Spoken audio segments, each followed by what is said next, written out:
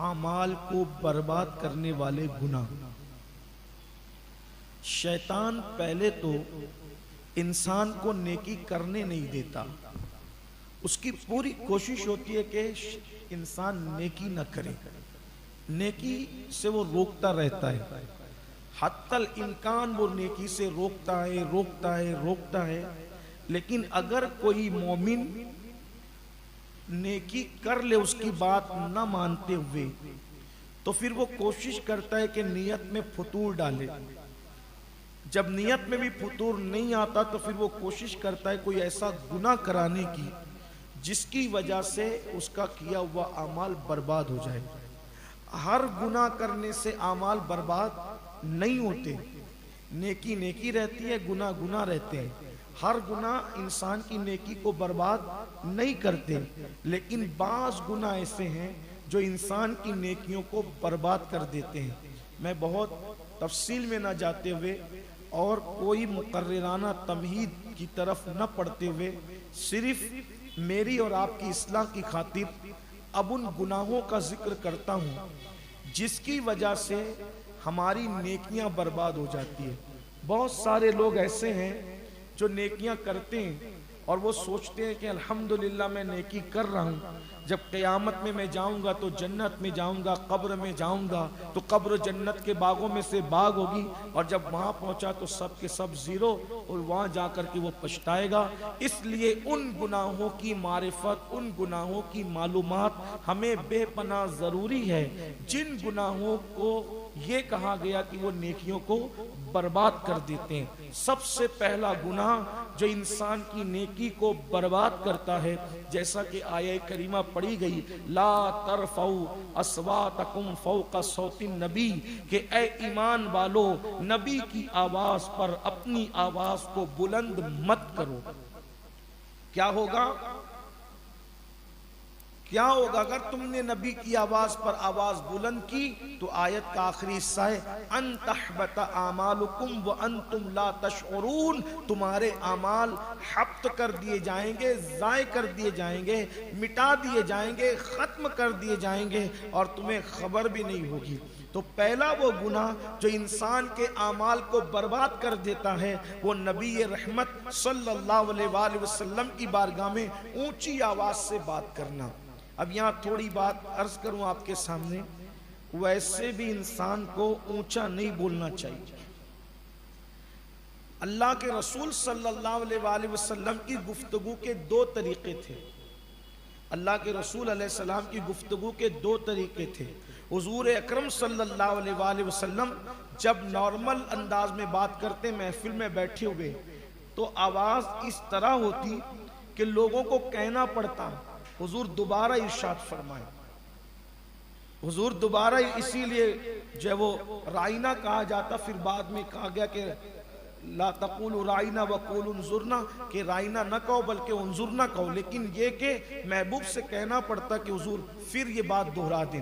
हुजूर अलैहिस्सलाम ऐसी गुफ्तगू करते हैं और बड़ी मध्यम सी आवाज में गुफ्तगू फरमाते। हुजूर अलैहिस्सलाम को ऊंची आवाज में बात करना पसंद नहीं था, धीरे गुफ्तगू करते थे।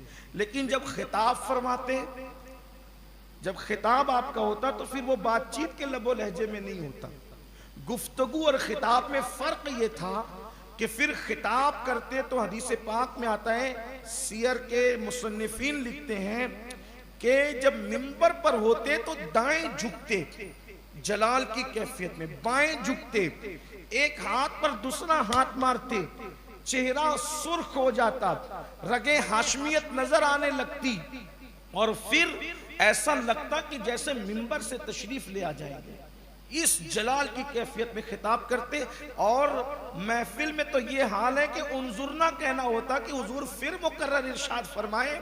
लेकिन जब खिताब में गुफ्तगू होती तो पहला बंदा जैसे सुनता वैसे आखिरी बंदा भी सुनता।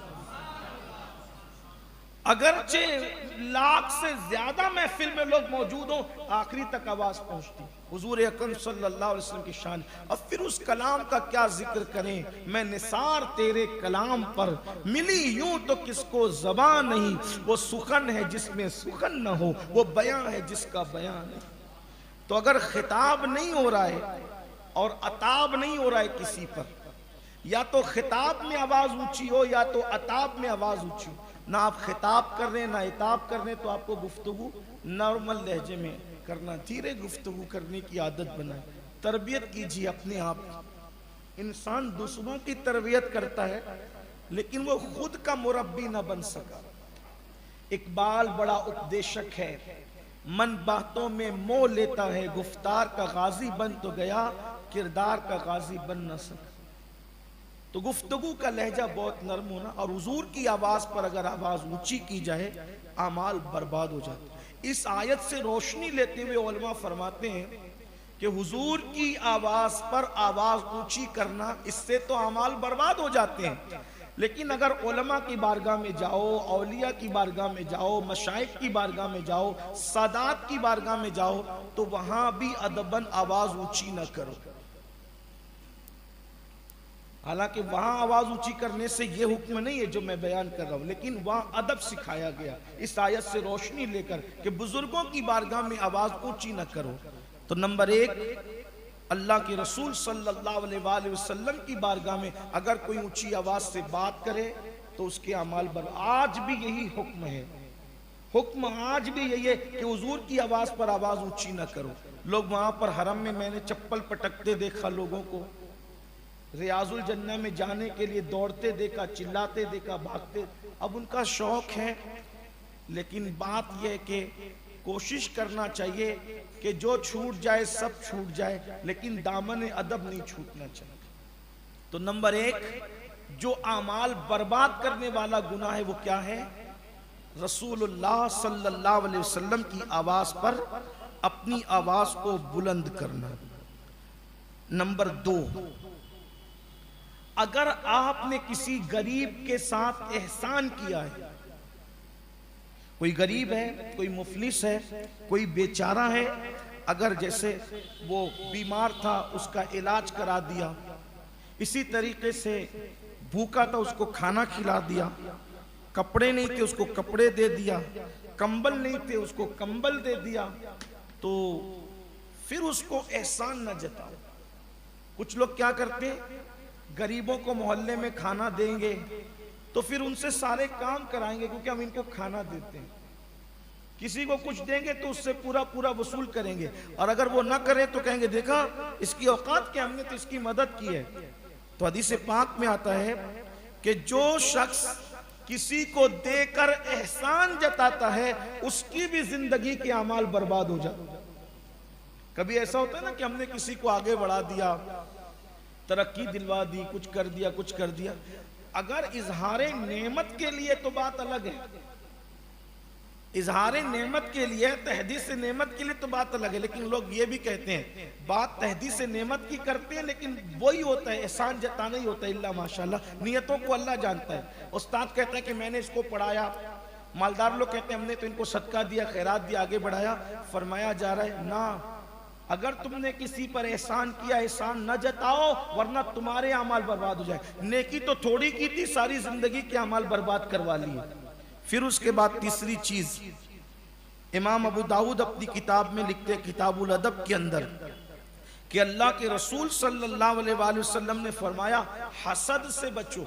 नंबर 3, हसद से बचो कि हसद नेकियों को ऐसे खा जाता है जैसे सूखी लकड़ी को आग खा जाती है, उसी तरीके से हसद नेकियों को खा जाता है। अब इंसान दिल में अगर किसी के लिए हसद और बुग़्ज़ कीना रखे तो क़यामत के दिन जब वो जाएगा तो उसकी नेकियां का दफ्तर खाली होगा, उसके अमाल जब्त हो चुके होंगे। आप देखेंगे कितना अहम उन्वान है आज का। ये सिर्फ सुनने वाला नहीं है, ये दिल के अंदर लिखने वाला है।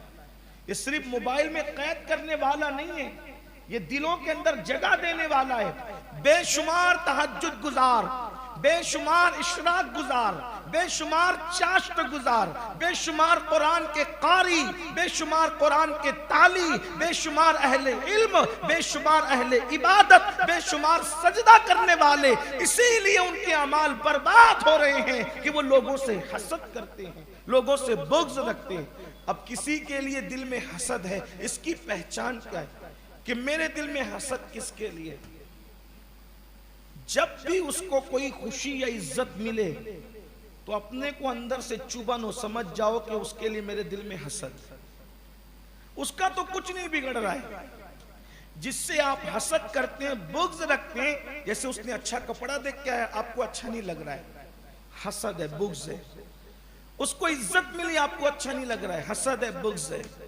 उसकी कोई तारीफ कर रहा है, आपको अच्छा नहीं लग रहा है, हसद है, बुग़्ज़ है। आपके अमाल बर्बाद हो रहे हैं। अच्छा, एक आदमी से हसद हो तो जिंदगी के अमाल बर्बाद हो रहे हैं। आप तो सारी दुनिया से हसद की आग लेकर के बैठे हैं, आपको किसी का कुछ अच्छा ही नहीं लगता है। और ये हसद और बुग़्ज़ जो है, ये पाखाने और पेशाब की गंदगी से भी नापाक गंदगी है। अब बताएं, अगर कुर्सी पर पाखाना हो तो आप मुझे बैठने न दें, और जिसके दिल में बुग़्ज़ हसद का पाखाना हो, अल्लाह उस दिल में नबी का नूर कैसे रखेगा?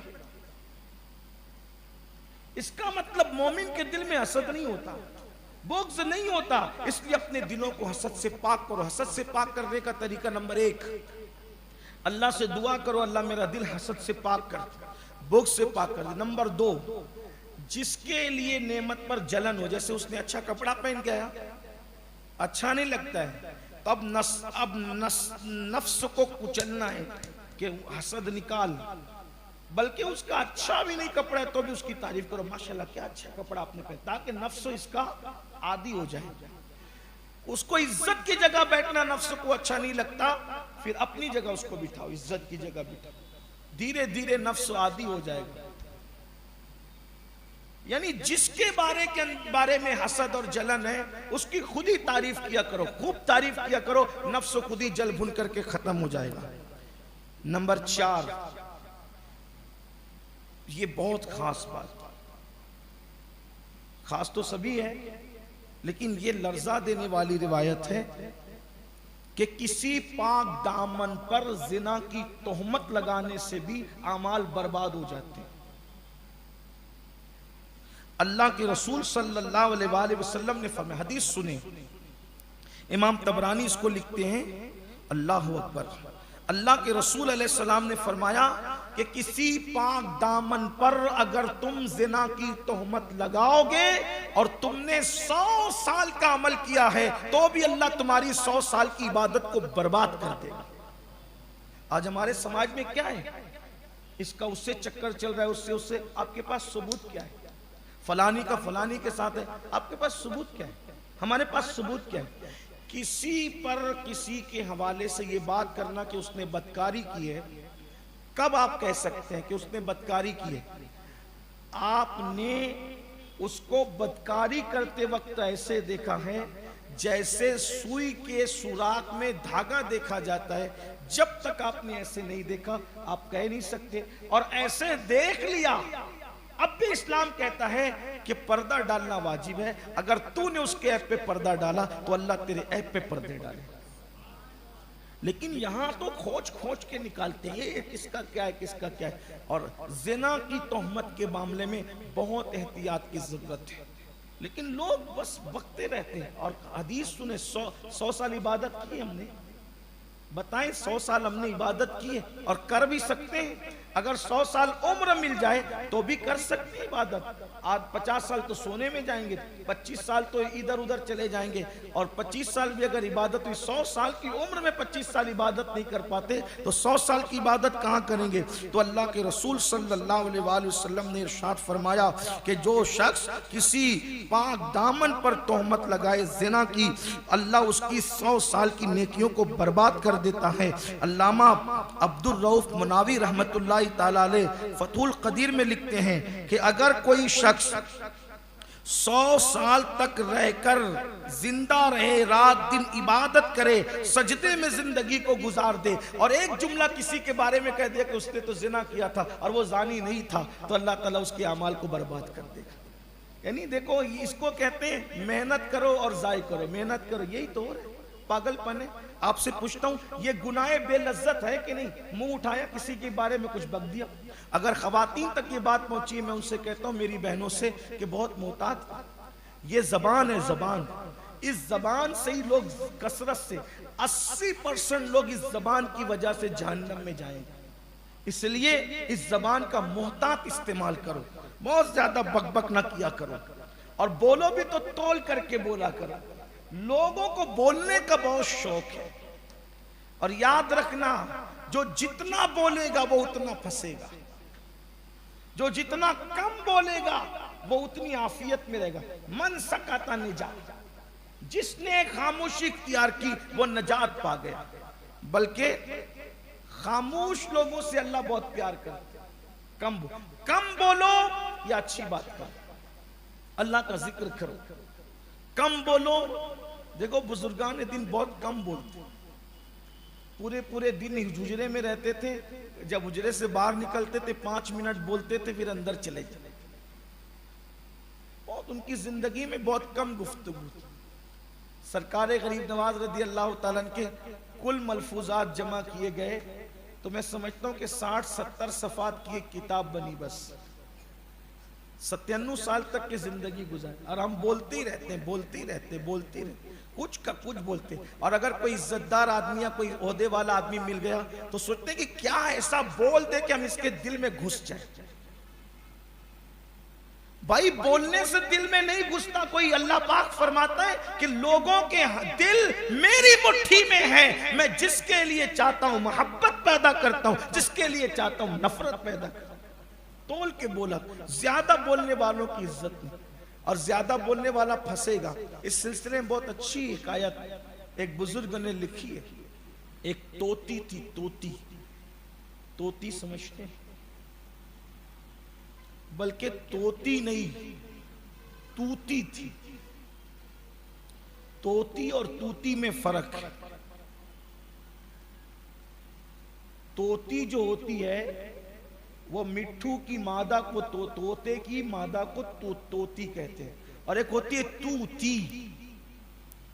जब तूत का मौसम होता है ना, ये फल है तूत, उसका मौसम होता है तो ये बोलती है, और बोलती है तो बहुत खूबसूरत लगता है जब बोलती है, और जंगल में बोलती है तो और अच्छा लगता है। बल्कि जब एक बात बताऊं, जब ये बोलती है तो सारे परिंदे चुप हो जाते हैं। इसीलिए जब किसी की मकबूलियत बताना हो तो लोग कहते हैं उसका तो तूती बोल रहा है। मतलब क्या? उसके बोलने के आगे सब चुप कर चुके। तो वो तूती थी।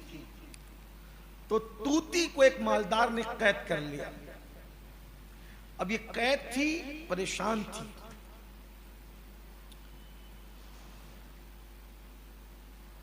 कैद थी, परेशान थी। ऐसे परेशानी के आलम में इसका जो मालिक था वो सफर पे रवाना हुआ उस इलाके की तरफ जहां बहुत सी तूतियां रहती थी। तो उसने कहा कि मैं वहां जा रहा हूं, मैं वहां जा रहा हूं, तुम्हें कोई पैगाम देना हो तो दे दो। ये फर्जी कायत ऐसी बयान की जाती ताकि उससे इबरत हो। तो कहा कि मैं क्या पैगाम दूं कि मेरा हाल तो बस ये है कि मैं कैद हूं, लेकिन किसी से मिलने जुलने से माजूर हूं। अगर हो सके तो मेरी बिरादरी तक इतना पैगाम देना कि कोई आए तो सही, मिले तो सही, मुझसे मेरी खैर खबर तो ले। वो गया जंगल में और बहुत सी तूतियां देखी, तो कहा मेरे घर में एक तूती है और वो चाहती है कि तुम उसकी खैर खबर लो। तो उसमें से एक तूती जो है वो उसके साथ चल पड़ी। जिस पिंजरे के अंदर ये तूती कैद थी, दोनों ने कुछ बोलना शुरू किया। अब क्या बोला, वो तो तूती बोल रही थी। ये सौदागर साहब कुछ समझ न सके, अलबत्ता इसने जो कहा, इसने जो कहा, उसने जो कहा कुछ समझ में नहीं आया। अलबत्ता हुआ ये, उस दिन के बाद से तूती ने बोलना बंद कर दिया। अब बोलना बंद कर दिया तो ये जनाब परेशान हो गया, यार ये बोलती क्यों नहीं, बोलती क्यों, कहता है बोलती क्यों नहीं, ये लाख है बोलती क्यों नहीं, बोलती नहीं। तो एक दिन आया, उसने कहा इसको बोलने की वजह से मैंने रखा था, बहुत अच्छा लगता था इसका बोलना, लेकिन आज ये बोलती नहीं, तब ये किसी काम की नहीं रही, तो उसका पिंजरा खोला, उसको उड़ा दिया।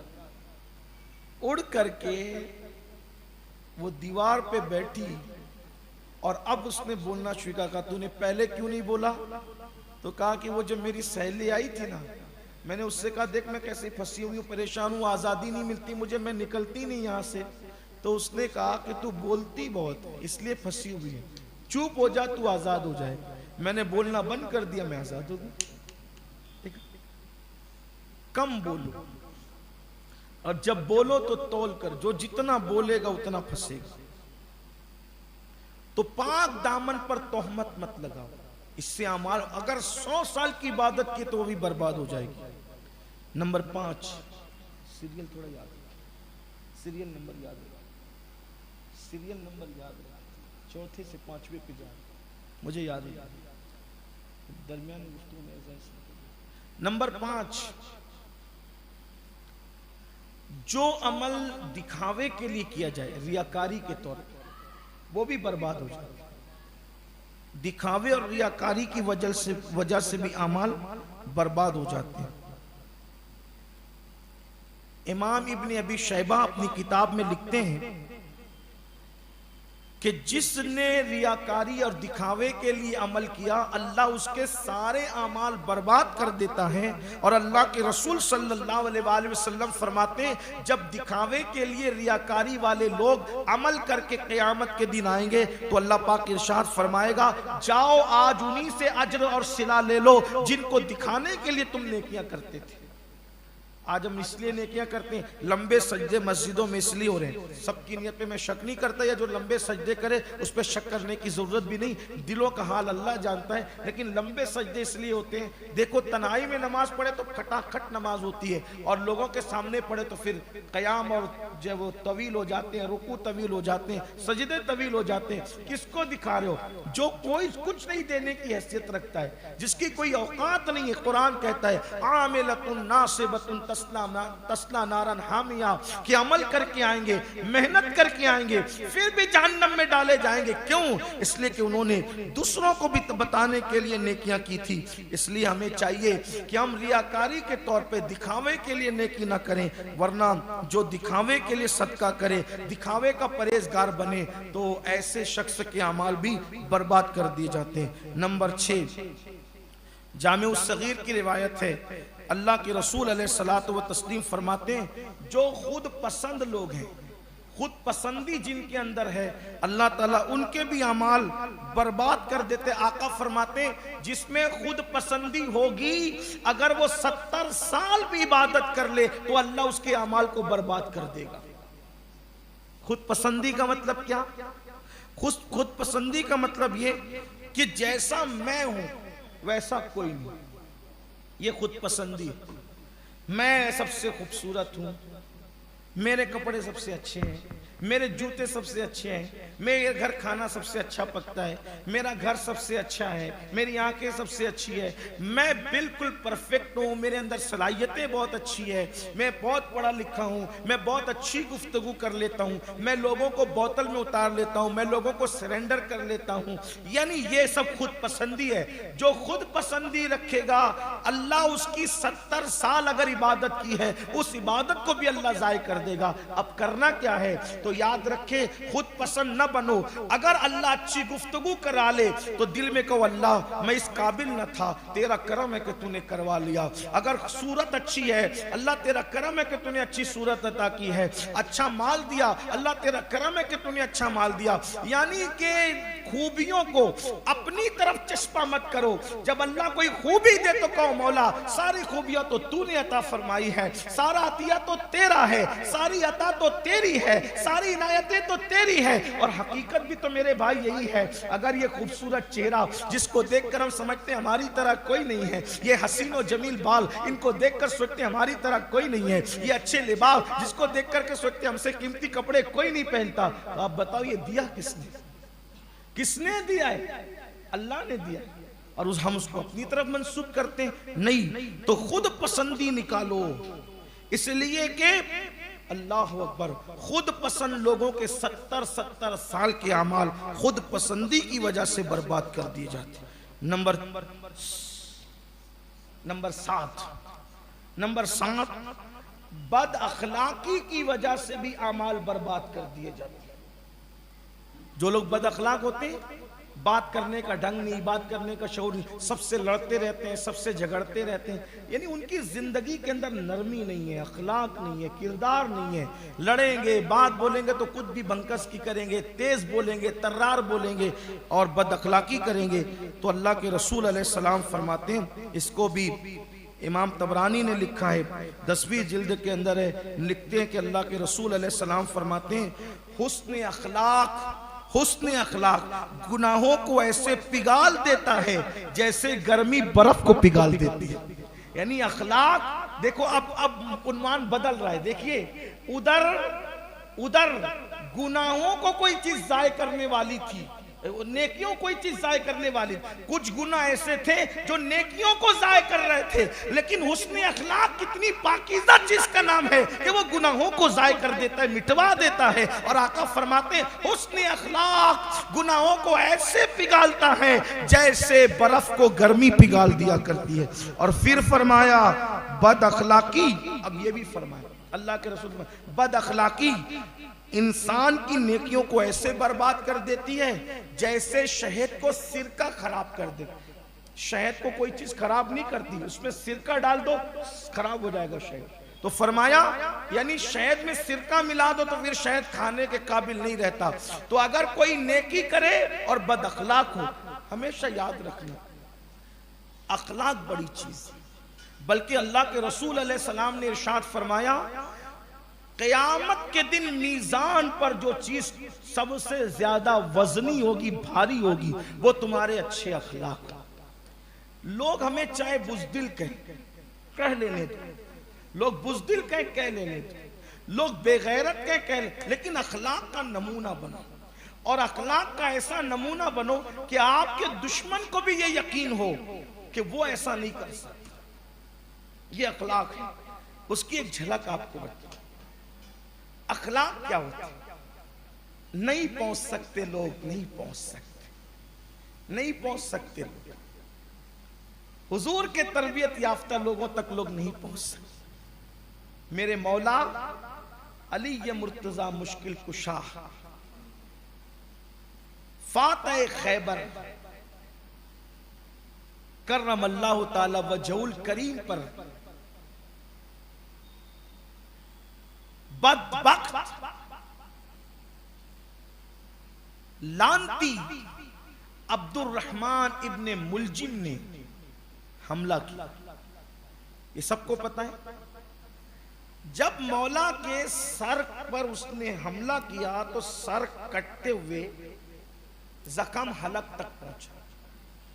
शदीद वार था, हलक पर भी असर था, बहुत सख्त हमला था। दाढ़ी पूरी लाल थी खून से। हालांकि लोग मरते तो हिम्मत हार जाते हैं, लेकिन एक अली है जिनके सर पे हमला हुआ तो उन्होंने एक जुमला कहा जो अभी भी उनकी शहादत गाह पे लिखा हुआ है, फुज़्तु बिरब्बिल काबा, रब्बे काबा की कसम में कामयाब हो गया। लोग दुनिया में रहने को कामयाबी समझते, मेरा अली अल्लाह की तरफ जाने को कह रहे, फुज़्तु बिरब्बिल काबा, में रब्बे काबा की कसम में कामयाब हो। और यही जुमला बवक्त शहादत इमाम हुसैन ने भी कहा, फुज़्तु बिरब्बिल काबा में कामयाब हो गया। अब उठा करके लेकर के गए घर पे। सैयदा रो रही है, उम्मे कुलसूम रो रही है, इमाम हसन रो रहे हैं, इमाम हुसैन रो रहे हैं। जंगों में न रोने वाले आज बाबा की हालत देख के रो रहे हैं। मौला मुश्किल कुशा कहते हैं, प्यास लगी पानी पी, बल्कि ये कहा प्यास लगी है शरबत पिला, आपने शरबत तलब की।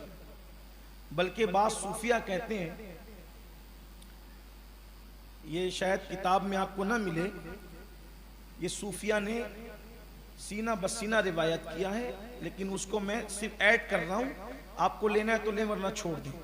आपने शहादत से एक दिन पहले सैयदा ज़ैनब से फरमाया था, ज़ैनब अच्छा शरबत तैयार करके उसको ठंडा करके रखो, कल किसी मेहमान के लिए वो आपको काम आ सकता है। आपने पहले शरबत तैयार कराया था। बहरहाल तो जब आप पर हमला किया गया तो मौला पाक ने फरमाया शरबत लाओ। वो जो तैयार करवाया था वो शरबत लाओ, क्योंकि भाई फ्रिज तो उस दौर में थे नहीं ना कि 10 मिनट में ठंडे हो जाते।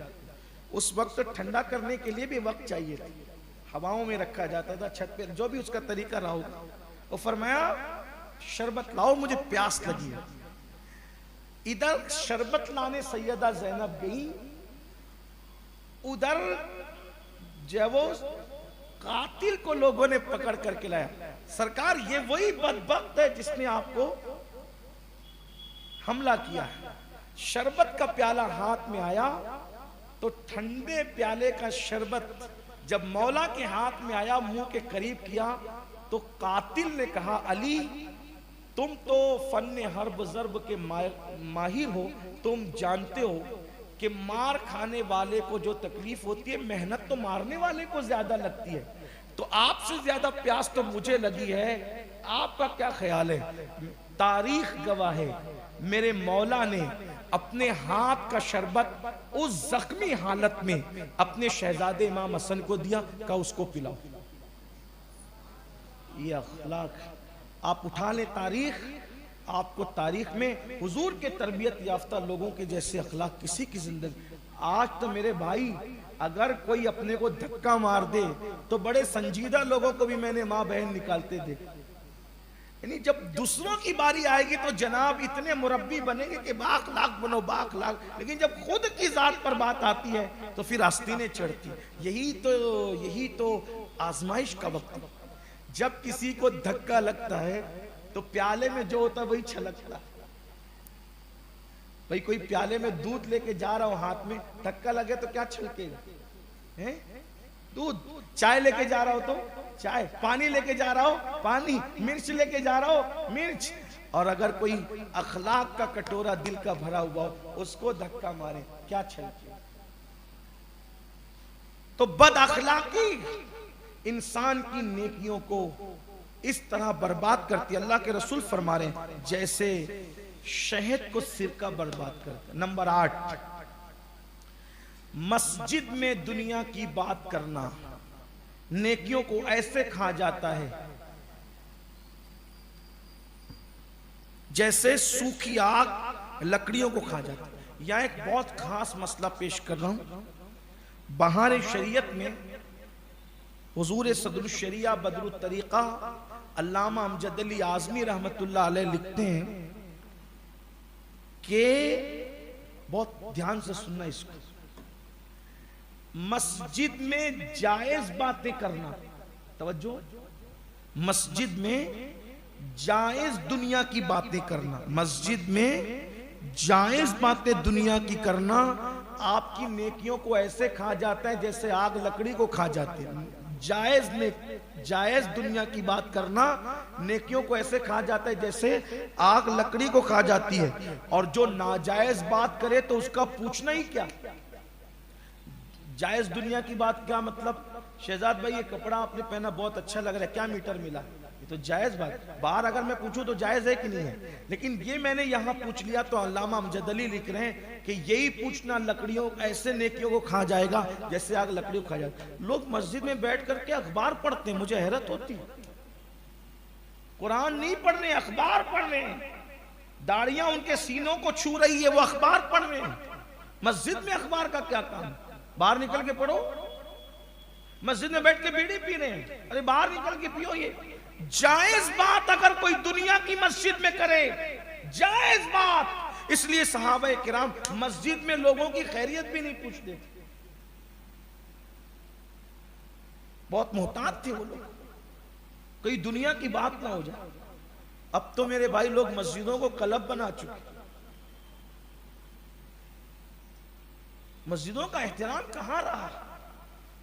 मस्जिद में खी हंसते हैं, खिलखिला करके हंसते हैं। जो लोग मस्जिद में हंसते हैं अल्लाह उनकी कब्र में तारीकी और अंधेरा पैदा फरमाए।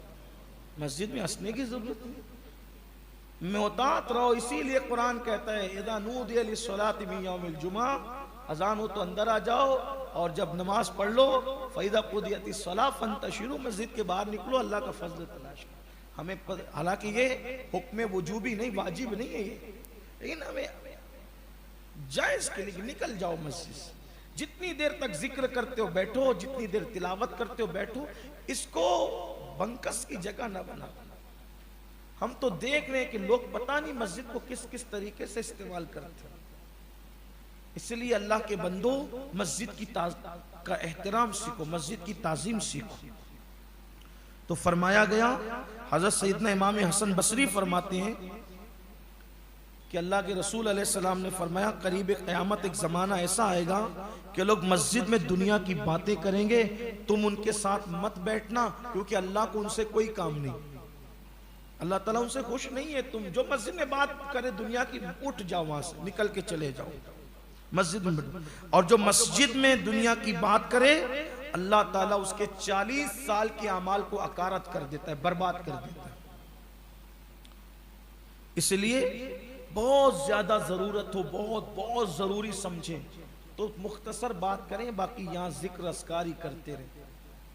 अल्लाह ताला ने तौफीक अता फरमाए। क्या करने लोग, काश के लोग ये हदीसों को पढ़ते, समझते कि क्या लोग तो समझ रहे कि मस्जिद के अंदर बैठ, अच्छा कुछ लोग कहते हैं चलो मस्जिद में चल के बात करते। मस्जिद में चल के क्या बात करें, मस्जिद तो इबादत की जगह है, मस्जिद में चल के क्या बात करें। हम मस्जिद से बाहर निकल जाओ, खारिज मस्जिद चले जाओ। कुछ लोग मस्जिद में सर में तेल डलवाते, पैर दबवाते। मोतकीफ हो तो अलग चीज है, और मोतकीफ नहीं है ये सारे काम न करें। मस्जिद का अदब करो। बादशाह के दरबार में जाते हो, अब तो बादशाह लोग रह नहीं गए, जो बड़े बड़े ऑफिसरान हैं उनके दरबारों में जाते हो तो किस तरीके से लर्जा तरसा जाते हो, और अल्लाह के दरबार में आते हो तो यूं ही उठे छूटे चले आते हो। मस्जिद का ख्याल किया करो। 9वीं बात, गीबत की वजह से भी नेकियां खत्म हो जाती है, अमल बर्बाद हो जाते हैं। अल्लाह के रसूल अलैहिस्सलाम फरमाते हैं, गीबत नेकियों को इस तरह खा जाती है जैसे आग लकड़ी को खा जाती है। बल्कि इमाम गजाली रहमतुल्लाह अलैहि इहयाउल उलूम में लिखते हैं कि खुश्क लकड़ी को जितनी जल्दी आग नहीं खाती, यानी आग खुश्क लकड़ियों को जितनी जल्दी नहीं खाती, उससे ज्यादा जल्दी गीबत नेकियों को खा जाती है। अत-तरगीब व तरहीब में है कि अल्लाह के रसूल अलैहिस्सलाम ने इरशाद फरमाया कि कुछ इंसान ऐसे होंगे जब उनका नामा अमाल उनके हाथ में दिया जाएगा तो वो खुशी खुशी नामा अमाल लेंगे, और जब देखेंगे कि उन्होंने तो हज किया था, हर साल हज किया था, उम्रे किए थे, रोजे रखे थे, नमाजें पढ़ी थी, सदके दिए थे, सब दिए थे, लेकिन जैसे ही नामा अमाल हाथ में आएगा तो वो कहेगा अरे इसमें तो मेरी ना उम्रा लिखा है, ना नमाजें लिखी है, ना ये लिखा है, ना वो लिखा है। वो सब गिनाएगा। अल्लाह फरमाएगा तू लोगों के पास बैठ करके जो गीबतें करता था वो तेरी सारी नेकी उनके नामे अमाल में डाल दी गई, और उनके गुनाह तेरे नामे अमाल में डाल दिए गए, और तेरी सारी नेकी मिटा दी गई। देखिए कितना हसरत होगी लोगों को। अल्लाह ताला लोगों के हाल पे रहम फरमाए। 10वीं बात, और ये आखिरी बात, हालांकि इसके बाद भी है, तो एक काम करते हैं 11वीं की निस्बत से 11 पूरे कर लेते हैं, फिर उसके बाद बात खत्म कर देते हैं। 10वीं बात, नेकी करके, अच्छा काम करके लोगों से तारीफ की ख्वाहिश रखना कि लोग मेरी तारीफ। मैं जलसे में जाता हूं तो सब नहीं, बहुत से कमेटी के लोग कहते हैं हजरत मेरा नाम लेके कुछ कह देना। मुझ पे बहुत गिरा गुजरता। जब आपने अल्लाह के लिए किया तो फिर अल्लाह के, देखिए जो काम अल्लाह के लिए किया जाता है ना, उसका सिला नहीं मांगा जाता।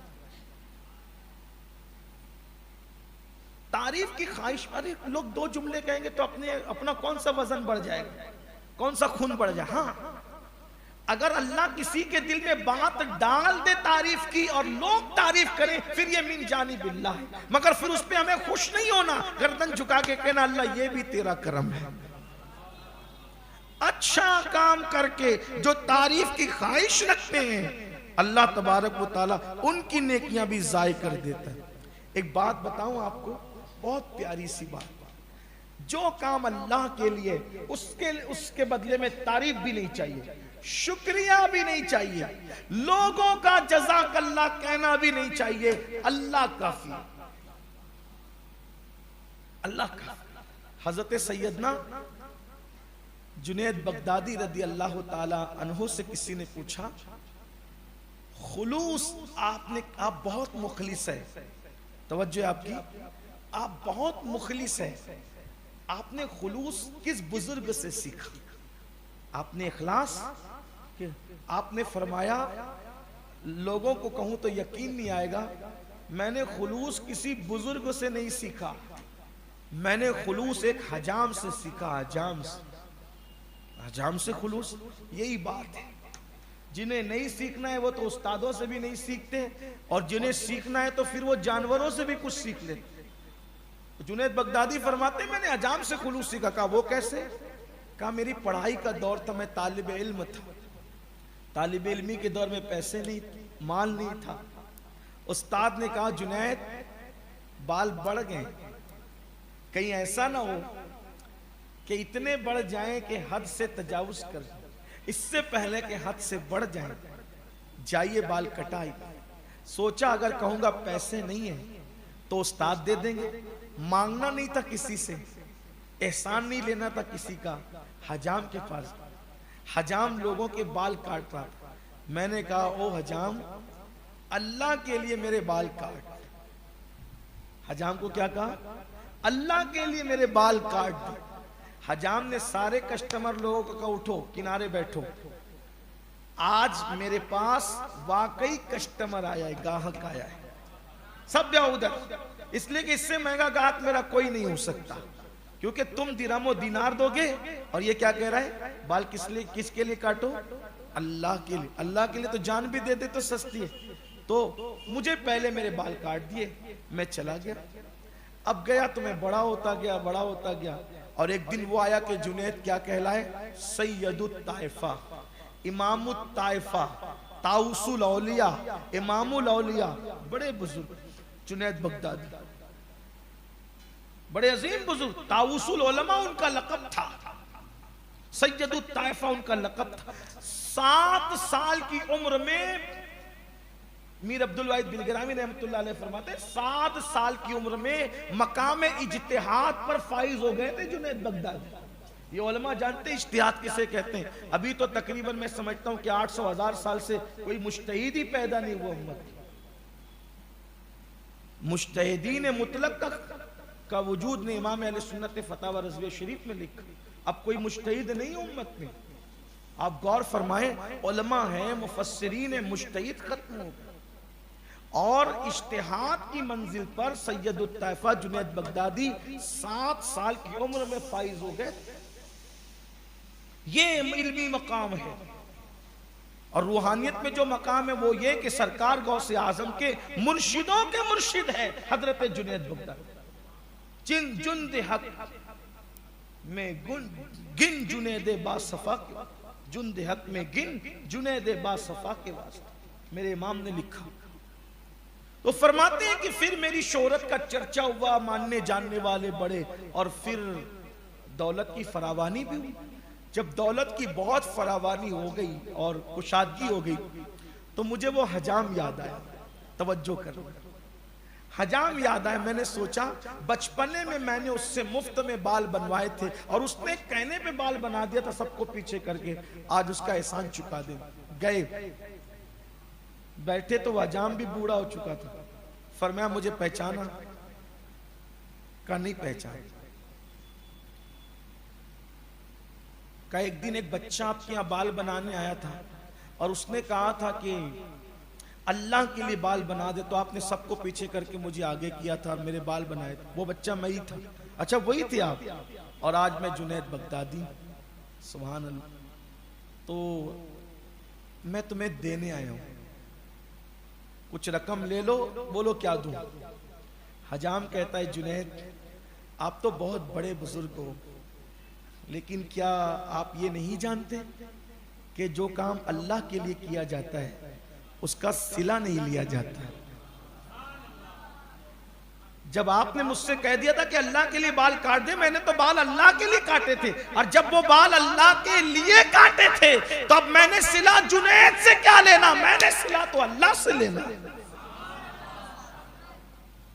तो फरमाया हदीस पाक में आता है कि जो शख्स नेकी करके अच्छा काम करके तारीफ के लोग मेरी तारीफ करें ख्वाहिश। आजकल देखो चंदा वहीं ज्यादा दिया जाता है जहां बड़े बड़े फोटो छप, चंदा वहीं दिया जाता है जहां वो होती है शोहरत वगैरह वगैरह वगैरह। लोग उसी महफिल में जाते हैं जहां नाम लेकर इस्तिकबाल होता है। अच्छा नाम ना लिया जाए तो लोग नाराज हो जाते हैं, हमारा तो नाम ही नहीं लिया। शादी के कार्ड में अगर चचा ताया का नाम ना है तो लोग शादी में शरीक ही होते, मेरा नाम कार्ड में नहीं था। और तेरा नाम अब लिखा जाएगा कब्र के कतबे पर, तू किस खुशी में मुब्तला है। लोगों को नाम की कितनी पड़ी। मरने के बाद सबसे पहले जो चीज जाएगी वो नाम ही होगा, और आदमी नाम के लिए मर रहा है।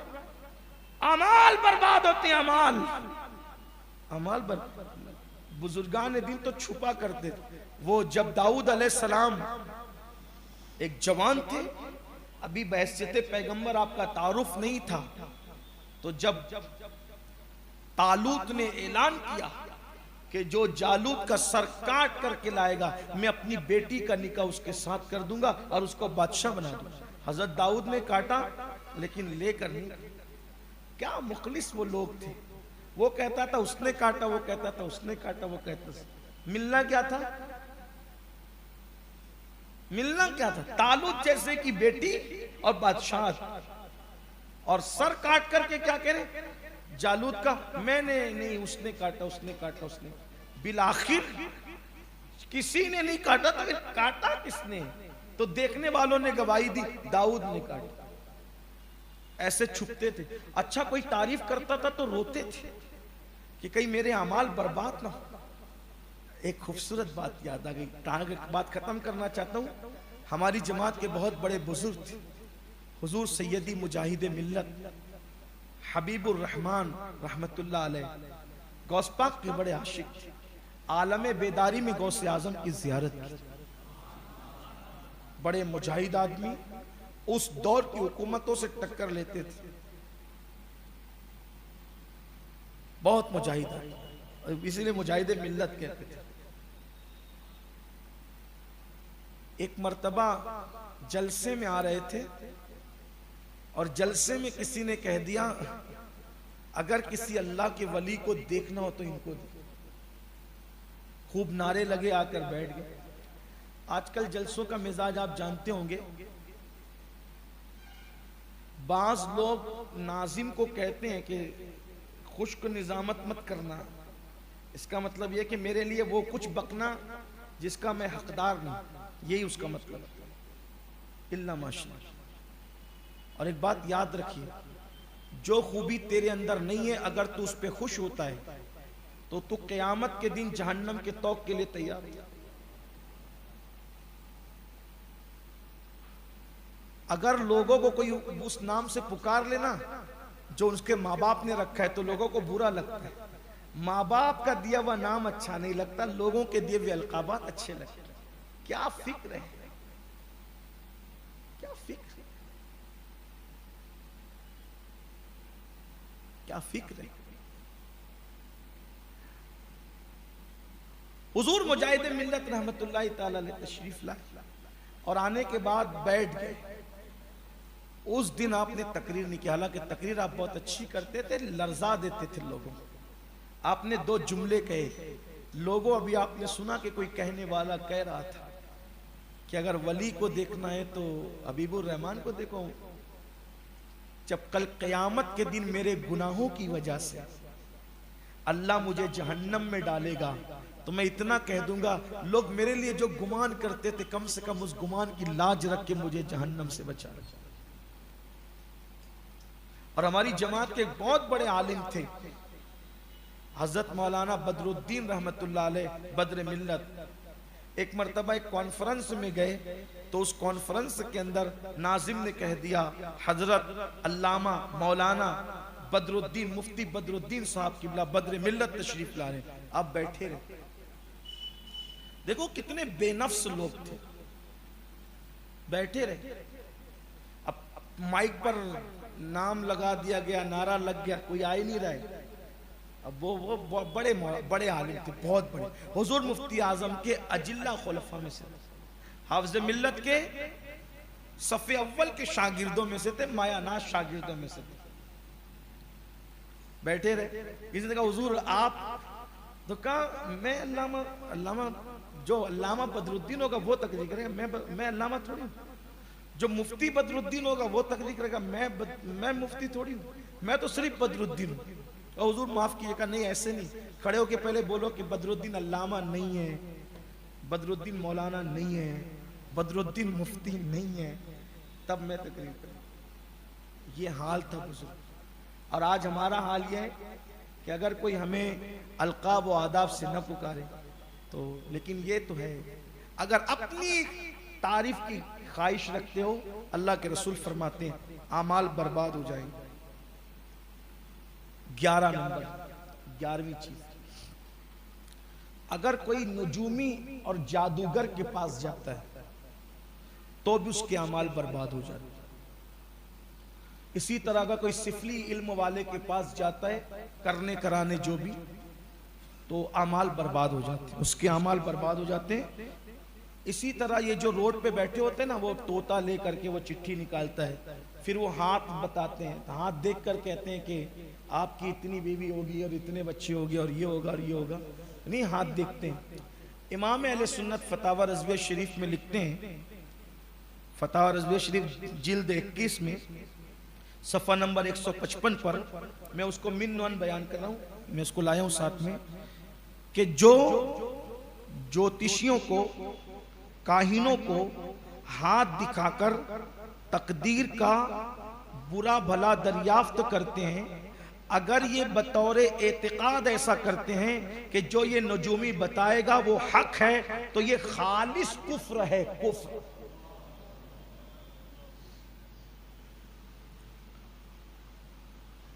ये हथेली देख करके अगर हमारा मुस्तकबिल हमें बताएंगे, तो ये अपनी हथेली देख करके अपना मुस्तकबिल नहीं जान सकते। तो ये रोड पे क्यों बैठा हुआ है लफंगापन करते हुए, जब इसको खुद ही इतना इल्म है। और लोग कहते हैं तकदीर हाथ में लिखी होती है, लकीरों में लिखी होती है, तकदीर हाथ में लिखी होती है। पागल हो गए। किसी बहुत बड़े सूफी मुफक्किर ने कहा था, क्या हाथ की लकीरों पे तकदीर पढ़ते हो? तकदीर तो उसकी भी होती है जिसके हाथ नहीं होते। तो इसलिए हाथ ना बताया करो किसी के आगे, किसी के सामने।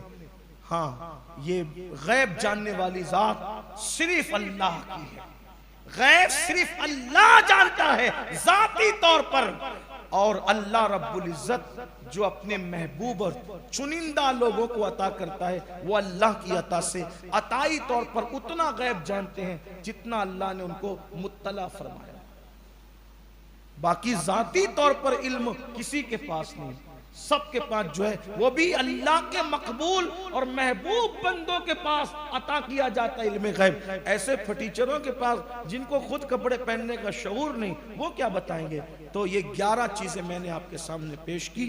अब उसको मैं एक तकरार कर देता हूँ, एक जुमले के अंदर आप उसको सुन लें, उसके बाद गुफ्तगू पूरी होती है। रसूलुल्लाह सल्लल्लाहु अलैहि वसल्लम की बारगाह में आवाज बुलंद करने पर आमाल बर्बाद हो जाते हैं, एहसान करके एहसान जताने पर आमाल बर्बाद हो जाते हैं, हसद और बुग़्ज़ रखने पर आमाल बर्बाद हो जाते हैं, पाक दामन लोगों पर ज़िना की तोहमत लगाने से आमाल बर्बाद हो जाते हैं, दिखावे और रियाकारी के लिए अमल करने से आमाल बर्बाद हो जाते हैं, खुद पसंदी की वजह से आमाल बर्बाद हो जाते हैं, अगरचे 70 साल आमाल किए हो, बद अखलाकी की वजह से आमाल बर्बाद हो जाते हैं, मस्जिद में दुनिया की बात करने से आमाल बर्बाद हो जाते हैं, गीबत करने से आमाल बर्बाद हो जाते हैं, खुद की तारीफ की ख्वाहिश रखने से आमाल बर्बाद हो जाते हैं, नजूमियों के पास, जादूगरों के पास जाने से आमाल बर्बाद हो जाते हैं। सरे दस्त ये 11 गुना हमने गिनाए। अल्लाह ताला अमल की तौफीक दे और हम सबको इन जराइम से बचने की तौफीक अता फरमाए। अब कितना बज रहा है? अभी कितना बज रहा है? 11:15। आपको भी ऐसा लगता होगा ना कि टाइम ज्यादा होगा, सही बोलना। लगता होगा ना आपको भी? हाँ, मुझे लगता है क्योंकि हमारी पब्लिक मालेगांव की अब मगरिब से रात 10 बजे तक तकरीर सुनने की आदी हो गई है। तकरीबन 10-12 साल से जायद का अरसा बीत चुका है। अब लोग जो वो मगरिब से 10 बजे तक ही आना चाहते हैं। तो हमने मजलिस शूरा से गुजारिश की थी कि लोग बड़े बड़े प्रोग्राम में 10 बजे छुट्टी पा जाते हैं और हफ्तावार इज्तिमा में 11:15 बज जाते हैं, सलाम पढ़ते मिलते मिलाते 11:45 बज जाते हैं। तो हम अपनी कौम का कुछ बोझ हल्का करें, तो उसका तरीका हमने ये गुजारिश की थी कि आप लोग मगरिब बाद ही इज्तिमा शुरू कर दें और 10 बजे ख़त्म कर दें। उसका शेड्यूल ये हो कि मगरिब से लेकर के इशा की अजान से 5 मिनट पहले तक या इशा की अजान तक सारे प्रोग्रामात हो जाएं। क़िरत है, नात शरीफ है, फ़ज़ाइल हैं, मसाइल हैं, मुख्तसर बयान है, सब हो जाएं और इशा की नमाज हम बाजमात पढ़ें। इशा के बाद मरकज़ी नात एक हो और फ़ौरन मरकज़ी बयान शुरू हो जाए, तो इससे हम 10 बजे पूरा इज्तिमा ख़त्म कर सकेंगे। तो मरकज़ के जो शूरा के अहबाब हैं और जो ज़िम्मेदारान हैं, उन्होंने मुझे आज इशा की नमाज के बाद बताया कि उन लोगों ने आपस में मशवरा तय करके ये तय कर लिया है कि आपके मशवरे को मान लिया गया है और मंजूरी उन्होंने दे दी है अल्हम्दुलिल्लाह। और अब अल्हम्दुलिल्लाह आइंदा हफ्ते से इज्तिमा मगरिब ही से शुरू होगा और रात 10 बजे इंशाअल्लाह ख़त्म हो जाएगा। तो इसमें ये होगा कि आप भी जल्दी घर पहुंच जाएंगे और मुबल्लिगीन भी, हमारे जो कारकुनान हैं आगे के जो उनके कामकाज हैं। तो लेकिन आप अब ये ना सोचे कि भाई मगरिब से इज्तिमा शुरू हो रहा है तो कौन जाएगा, आपको आना चाहिए। आएंगे ना इंशाल्लाह। इसमें क्या होगा, दो काम बहुत अच्छे हो जाएंगे। एक तो मगरिब भी आपकी जमात के साथ हो जाएगी और इशा की नमाज भी जमात के साथ हो जाएगी इंशाल्लाह। ये फैसला ठीक है। अगर आप कहेंगे तो हम तब्दील भी कर सकते हैं। कितने लोग इसकी तायद करते हैं कि इज्तिमा 10 बजे ख़त्म हो जाए? माशाल्लाह, देखिए माशाल्लाह, इसका मतलब बड़ी तादाद में लोग सोच रहे थे ऐसा ही हो। तो आइंदा हफ्ते से इज्तिमा मगरिब में शुरू होकर रात 10 बजे ख़त्म हो जाएगा। ये हर हफ्ते का जो सवाल का जो हमारा एक सिलसिला जारी है, तो ये पूरा साल शाबानुल मुअज्जम तक कुरान से मुताल्लिक सवालात होंगे, ठीक है।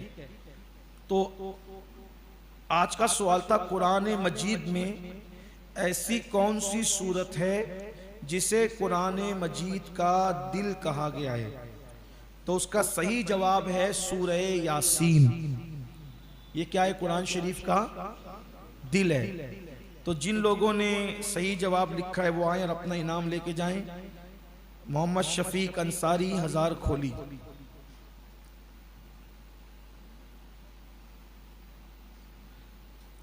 मोहम्मद नवीद शेख शकील, मर्चेंट नगर, जामिया कादरिया के उलमाए किराम यके बाद दीगरे आ जाएं। अल्लामा हुसैन नजमी साहब हैं, मुफ्ती मौलाना अमजदी साहब हैं, मुफ्ती राशिद साहब हैं और जो है वो मुफ्ती मोहम्मद रज़ा मरकज़ी साहब हैं और मुफ्ती रिजवान नजमी साहब हैं, मुफ्ती इम्तियाज़ साहब हैं, मुफ्ती मौलाना जो है वो हफीज़ुल्लाह बरकाती साहब हैं, मुफ्ती राशिद साहब हैं और भी हाफिज़ मकसूद साहब हैं, कारी अब्दुलसलाम साहब हैं, हाफिज़ सादिक साहब हैं। ये सब यके बाद दीगरे हैं। अब नाम का इंतज़ार न करें, इसलिए कि अभी तो नाम के बारे में तकरीर हो चुकी। मोहम्मद फैज़ान उस्मान गनी, अवामी नगर, अंसारी अताउर रहमान, इरफान अहमद, रमज़ानपुरा अलीबाग, शेख हसान शेख अब्दुल रहीम, रमज़ानपुरा अब्दुल करीम गंज, मोमिन अबू जैद कादरी, साजिद अहमद, मस्जिद अहले सुन्नत, बतुल हज्जन, मोहम्मद शाहिद, मोहम्मद सलीम, कमालपुरा, सैयद उसैद अली हैदर, मस्जिद बतुल हज्जिन, मोहम्मद साद फखरुद्दीन, चांदनी चौक, इस्लामपुरा, लाइबा सदफ, मोहम्मद सलीम, कमालपुरा, मोहसिन अशरफी, रईस अहमद, मस्जिद अहले सुन्नत, गुलशन महमूद, कादरी सबा मतीन फ़हीमुज़्ज़फ़र क़ादरी, मस्जिद अहले सुन्नत गुलशन महमूद ले जाए। आइंदा हफ्ते का सवाल गौर से सुने। कुरान मुकद्दस में कौन सी वो सूरा है जिसको अरूसुल कुरान यानी कुरान की दुल्हन कहते हैं? ये भी तो आपको पता होना चाहिए कि कुरान में भी कोई दुल्हन है। जिना में चमन, चमन में समन, समन में फबन, फबन में दुल्हन, सजाए मिहन पे ऐसे मिनन, यमन अमा तुम्हारे लिए। दुल्हन सिर्फ जन्नत में नहीं है बल्कि दुल्हन कुरान में भी है। अरूसुल कुरान, कौन सी वो सूरत है जिसको कुरान की दुल्हन कहते हैं? कौन सी वो सूरह मुबारका है जिसे कुरान की बहुत खूबसूरत